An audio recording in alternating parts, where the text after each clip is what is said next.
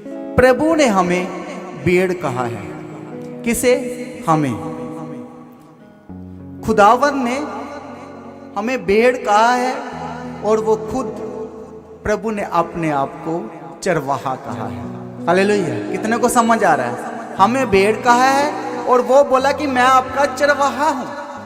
और प्रभु ने भेड़ ही क्यों कहा? वो शेर कह सकता था, कुछ और ताकत वाला जानवर कह सकता था, कोई दलेरी वाला, कोई इंटेलिजेंट जानवर, लेकिन भेड़ ही क्यों कहा? और भेड़ में क्वालिटी क्या है?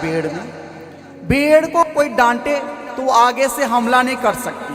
कोई उसको मारने भी आए, उसको इतनी समझ नहीं है, वो आगे से भी हमला नहीं कर सकती, वो भाग नहीं सकती, उसमें इतनी सेंस नहीं है। इसलिए हमें उसने भेड़ कहा है, क्योंकि भेड़ जो है जवाबी हमला नहीं कर सकती, वो भाग नहीं सकती। और बहुत सारे जानवर हम देखते हैं, जैसे डॉग को देखो, जहां उसको कहीं भी छोड़कर रहो वो अपने घर फिर वापस आ जाएगा। हालेलुया। चाहे हम कबूतर को देखें, वो महीनों गैप रहने से फिर भी अपने मालिक के घर वापस आ जाएगा। लेकिन भेड़ ऐसी नहीं है। जब जे अपने चरवाहे से दूर चली जाए तो जे घर वापस नहीं आ सकती। इसको इतनी सेंस नहीं है, इतनी इंटेलिजेंट नहीं है। हालेलुया। लेकिन इंसान भी ऐसा ही है, वो समझता है कि मैं बहुत दलेर हूं, मैं सब कुछ कर सकता हूं। वो समझता तो है, बहुत बड़े बड़े काम कर लेता है, लेकिन जल्दी भटक जाता है, जल्दी किसी की बातों में आ जाता है।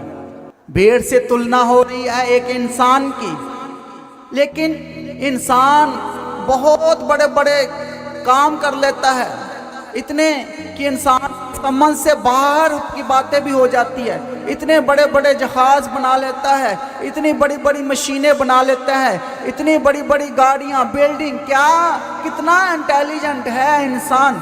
लेकिन एक काम से जेब भाग जाता है, वो है आत्मिकता के काम। उसको वो समझने के लिए तैयार नहीं है, उसके लिए उसकी सेंस खत्म हो जाती है। हालेलुया।